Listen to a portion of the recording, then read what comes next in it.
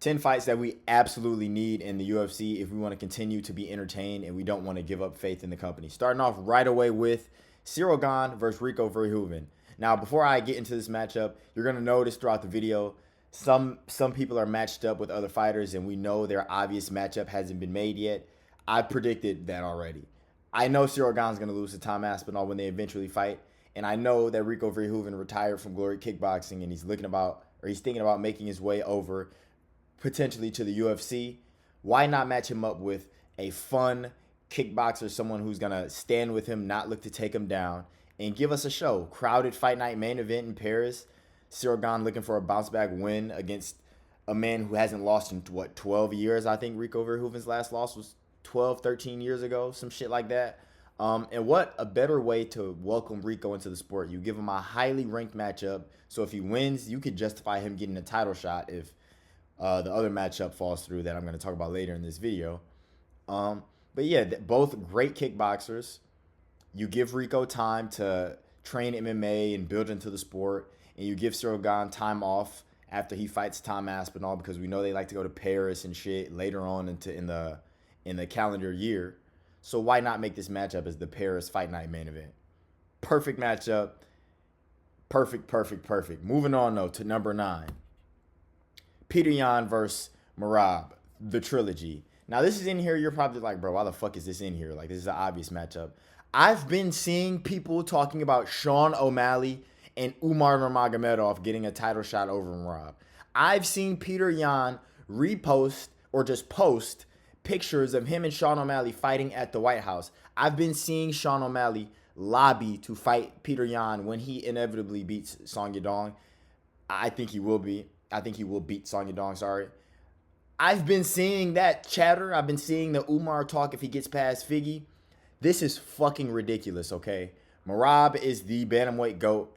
He's done everything he can at bantamweight. He's beat everybody. He hasn't gotten an immediate rematch yet. He's got, 3 title defenses?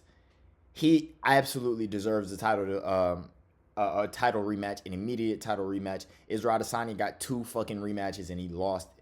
After he lost, he got KO'd, got an immediate rematch, got 50-45, got an immediate rematch. Like, Merab deserves the title shot against Peter Yan. They don't need to wait until, July or anything, but they absolutely need to fight at some point. Or this should be the next bantamweight title fight, I should say. There should be no talks of Sean O'Malley, no talks of Umar, no talks of anyone else, especially since Alejandro Pantoja is injured. There should be no talks of anyone outside of Merab getting this fight. But it should be a banger. Their last fight was a banger. They're 1-1. The trilogy should be amazing. It could be a co-main event. It could be the main event of a numbered event. Why not? Book this for April when we get to that point. This doesn't need to be on the White House. I don't know if I care to see this on the White House card. But get this booked, and don't think about any other fighter at bantamweight outside of Merab fighting for the belt. Moving on, though. Number 8. Joshua Van versus Manel Kape. Now, I was thinking... I'm still pissed about Alejandro Pantoja. I've been voicing that in my recent videos. But I don't know if Tatsuro Taira should just get a title shot, man. I wasn't moved by his Brandon Moreno win. Like I was moved by Manel Kape defeating Brandon Royval, who's been beating everybody, by the way. Brandon Royval's beat everybody in the division. He beat Tatsuro Taira. He had a close fight with Alejandro Pantoja. He beat Moreno. Like, Brandon Royval's he's the number one. He was the number 1 contender. Oh, no, he was the number 2 contender. But he was making his stride in the division. If he would have beat Manel Kape, he would have been right back in the title picture.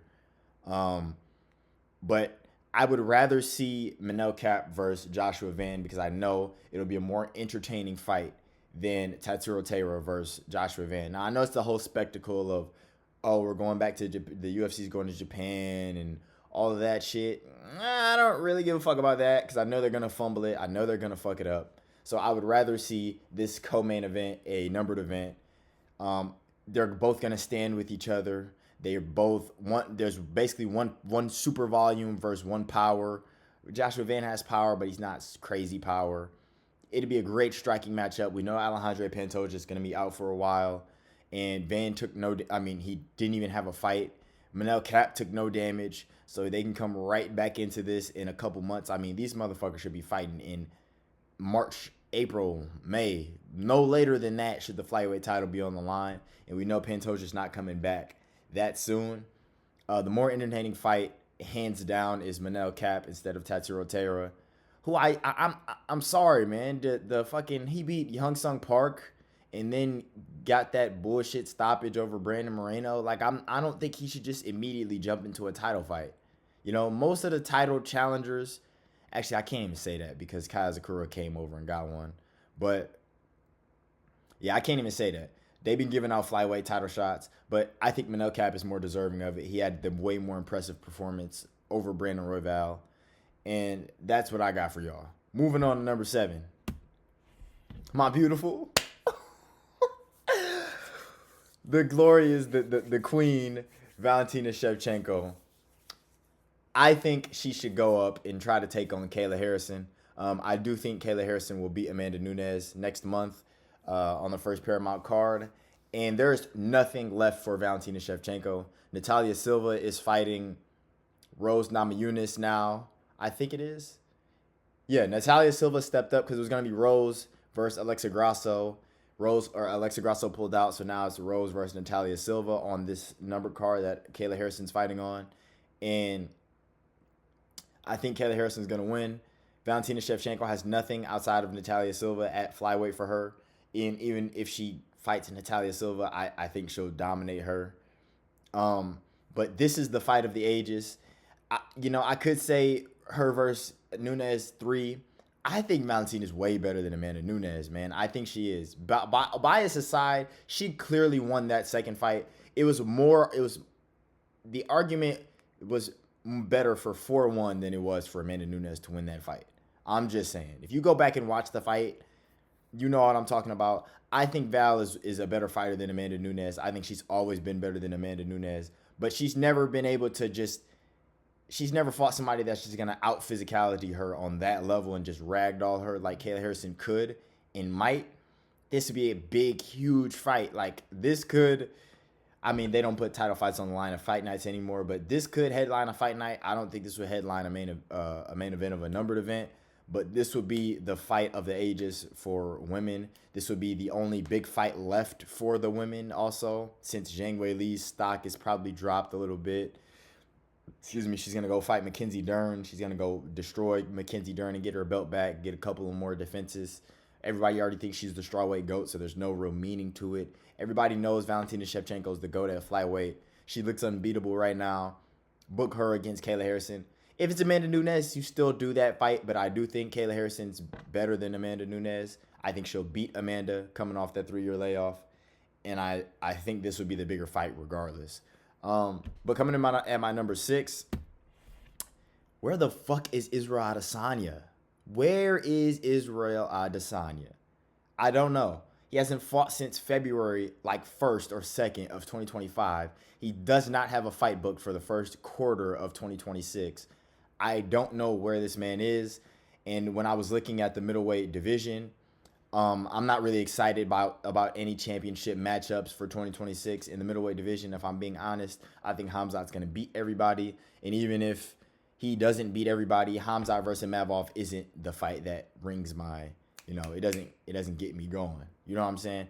But a striking matchup between Israel Adesanya and Michael Venom Page, 2 of the best strikers of all time, definitely perks my ears. And I know they got that little weird thing going on where they don't want to fight each other. Or I've heard MVP say he might not want to fight Izzy. He may or may not want to, leaning towards not want to type shit. I'm tired of fighters doing that shit. You fuckers are neck and neck in the division, like ranking wise. Fight each other. The thing is, there's no one for Izzy to fight. You get what I'm saying? Like, RDR versus Anthony Hernandez is booked. That's a fresh matchup. But then you go down the list. Or no. RDR versus Kyle Barajo is booked. Sean Strickland versus Fluffy is booked. So those are already booked. Those are all 4 fresh matchups outside of Sean Strickland. But he's beaten Jared Cannonier. He's beaten Robert Whitaker. He's not fighting Imavov. He's not fighting Khamzat. He's not fighting DDP. So who is there for Israel Adesanya to fight? He's not going to fight Brendan Allen, even though that would be a very approachable fight for him, and he would probably win that fight.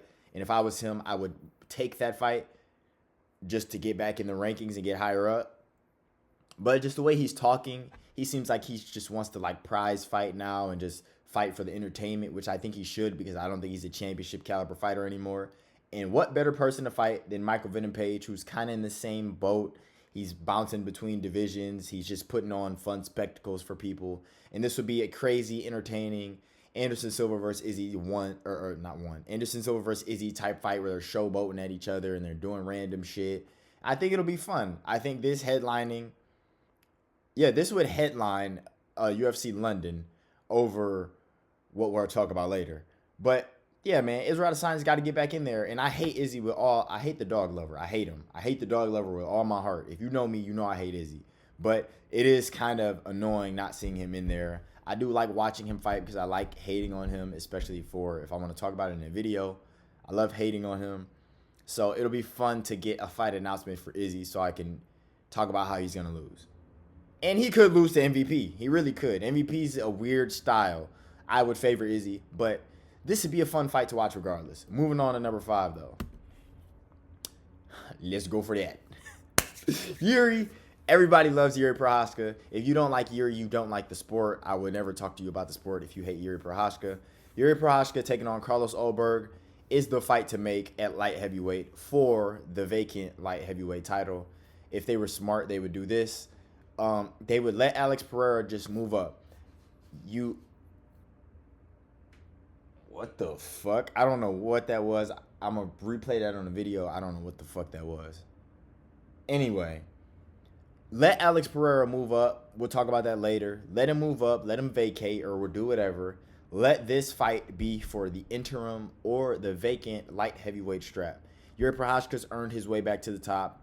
He KO'd Jamal Hill. He had that crazy comeback of the year performance against Khalil Roundtree at UFC 320 in October.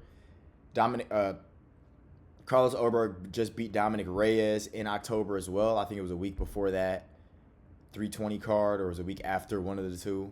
He got that win. He beat Jan Blachowicz. He's on his come up. He deserves the title shot. It's either fight Alex Pereira or fight for the interim. And for Yuri, you can't justify giving him a trilogy with Alex Pereira, especially with the way Alex looks. Alex looks unfucking beatable at light heavyweight from his last fight. He just does. If he has that switch, he looks unbeatable at light heavyweight. And we've already seen Yuri get KO'd twice in round 2, twice. So there's not much to justify Yuri. You know the story. Carlos Ulberg versus Alex would be a matchup for sure. I think you would have to favor Alex just over someone, the city kickboxing counter-striking of Carlos Ulberg, who does have power, but I don't think Dominic Reyes' chin has ever been that good, but I don't think his chin is good, especially now. So I don't really hold that win in too high of a standing. But I think Alex Pereira will vacate. If the UFC had any brains, they would make him vacate or have this be an interim title fight. And what a fight this would be. Excuse me. This would be an amazing fight. I'd be pulling for Yuri, but Carlos Ulberg, he's got that whole little weirdo fan base that calls him the most handsome fighter ever and all of that shit. Females like him. This would be a great fight regardless, though. So let's go for that. Moving on, though. We in top 3 material, I think. I think we're in the top 3, if my math is right. My glorious Volkanovski taking on. Now, before I was predicting who was going to win these other fights, like with Kayla Harrison, Amanda Nunes, and I did it for the first one. Cyril Gane, Tom Aspinall for the Rico Verhoeven matchup. I don't know who's going to win Lerone Murphy versus Movsar Evloev. I do think that it's a no-brainer that they're going to fight in London as the co-main event or main event, which makes all the sense in the world. They'd be stupid not to. But I do think Alexander Volkanovski will beat Diego Lopez. There's really no reason for you not to think he would beat Diego Lopez. The only thing you could say is, he didn't get chin that time, so I think he's going to get chin this time. But we've seen that Volk can take punches. And even in his prime, Volk could take punches well. He's been knocked down in his prime before. Max knocked him down. but he still was able to get up. He was able to get up against Lopez. There's no reason for me to think that he would lose to Lopez. Lopez hasn't really looked improved against Gene Silva. He looked like the same guy to me. And we know Volkanovski gets better when he's got time, when he's got preparation. He's already got the information downloaded. He's already beaten Diego Lopez. We've seen how he does in rematches, in real rematches. And with Evloev Murphy, we know they're not getting a title shot. They hate Evloev. I do too. Murphy, he can't get a title shot from beating Aaron Pico, man. He just can't. Aaron Pico was never that good. It's not like Aaron Pico was like fucking TJ Dillashaw or something, and he just coming over from another promotion. And, oh, you got to give him a fight. Like, no. Aaron Pico was a mid-level Bellator fighter who has a highlight reel of getting KO'd, and he got KO'd in his first fight in the UFC. Lerone Murphy before that beat Josh Emmett in a shit decision. Before that beat Dan Ige in a shit decision that he arguably lost. Like, I don't think you can just justify giving him a title shot for that. And they don't like Movsar, so they're not going to give him that. Book them in a number one contender fight. Winner fights the winner of Volk Lopez. I think it'll be Volk. And this would be good for Volk, man. I'd like to see Volk get a Dagestani or just a Russian fighter on his legacy or on his resume before he retired. I'd like to see that W there.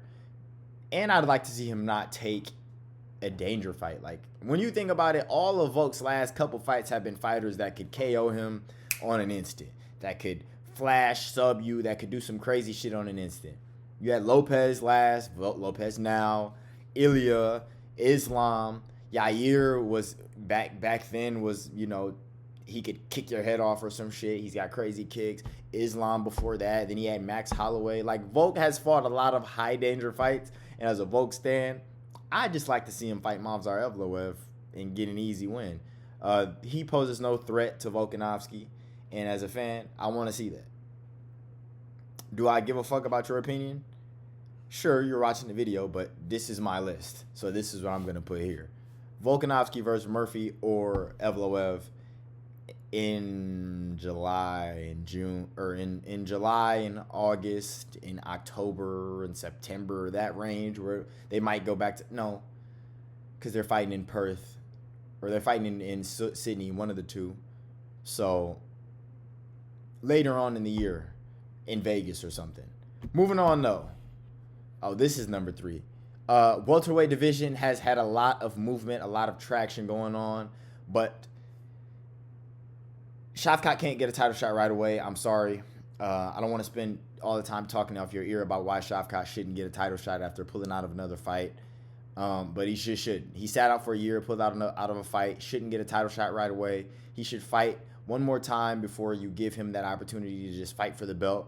And I think Carlos Prates is the most entertaining fighter in the welterweight rankings. By far, maybe.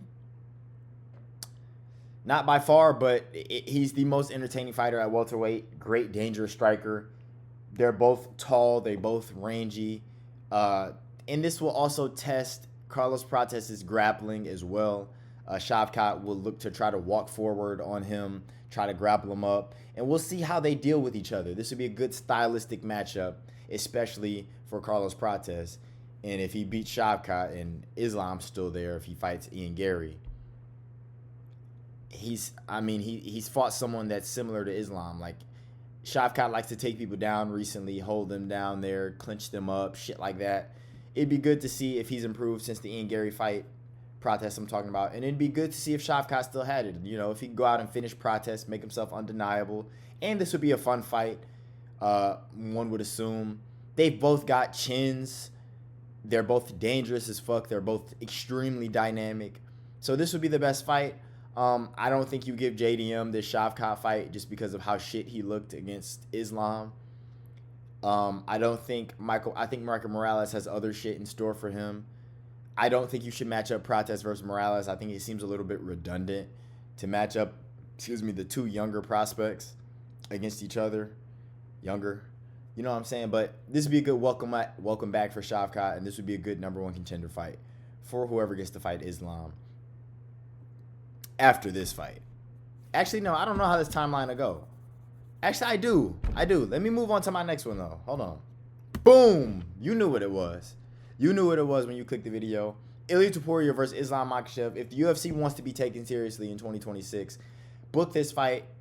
I'm tired of letting big fights go to waste. There hasn't been a huge, life-changing, life-altering fight in I don't know how long. We need this fight. We haven't had two dominant forces in their primes where they both look absolutely unbeatable at the same time fighting. Since when, bro? This is like the GSP versus Anderson Silva matchup. You cannot let this get away, bro. You just cannot. You cannot let this type of fight get away. This is literally GSP versus Anderson Silva. We'd be talking about this in a couple years. And Islam has expressed interest in fighting Ilia Topuria. They trash talk one another all the time. Ilia obviously wants to fight Islam. Islam has been talking about how Ilia's not Conor and how he'd like to fight Ilia at whatever. He said he'd fight him at 155 if Dana paid him well. I know he would love to fight him at 170. He'd have the advantage. We cannot let this fight get away if we want to be taken seriously as a sport. How I see it would go, Justin Gaethje versus Paddy Pimblett at 324 in January. I think Justin Gaethje will win. What will probably happen is Paddy Pimblett will win. Paddy Pimblett versus Ilia at the White House most likely, or in July. Then they'd book Islam versus either one of Gary or Morales. Have them fight. I think Islam would win. And then you just book Islam versus Ilia. Fuck Arman Tsarukyan. Fuck Arman Tsarukyan. Fuck Arman Tsarukyan. Let him fight the winner of Gaethje, of Holloway Oliveira. Let Arman fight one of them. He doesn't deserve it. He pulled out the day before the fight. We need this fight. This fight would save the sport along with the next one. I'm sure you know what that fight is. This is the fight of the ages, okay? This is the number one fight to make. Or it's not the number one fight to make. But this is the fight to make. This is the GSP Anderson Silva. We cannot let this get away. They are at the height of their sport. Islam has not looked more dominant in his tenure as champ as he did in that last fight. He has not. Ilia Topuria has not looked better than he has in his last fight. They both look like world beaters. They're both, undefeated in their last 16 fight. Oh no, Ilya's 17-0, I think. Islam's 16-0 in his last 16. Asterisk there. He didn't beat Volk the first time. But man, we need this fight. This is an amazing fight. And if I can't even say you're not a fan of the sport if you don't want to see it. Because you can't even be one of those people that be like, oh, I don't want to see that fight. I'd rather see Ilia versus Arman. You'd rather see Ilia versus Islam. I know you would. But moving on, you know what the number one spot was.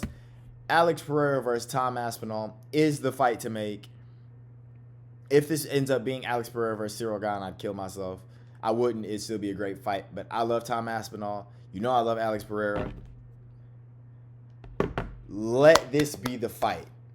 Lord, God, please. Alex Pereira is injured right now. So is Tom Aspinall. We know Tom Aspinall needs surgery on his eye again. You would imagine he's not coming back till the summer. If you want to give Alex Pereira Oberg in between that time, I don't know. I think the plan should be let Tom Gane happen. Tom Gane too. I think Tom will beat Cyril Gane. Let Alex spend time bulking up to heavyweight. Announce that early. Announce that like before the White House. Announce Yuri versus Oberg.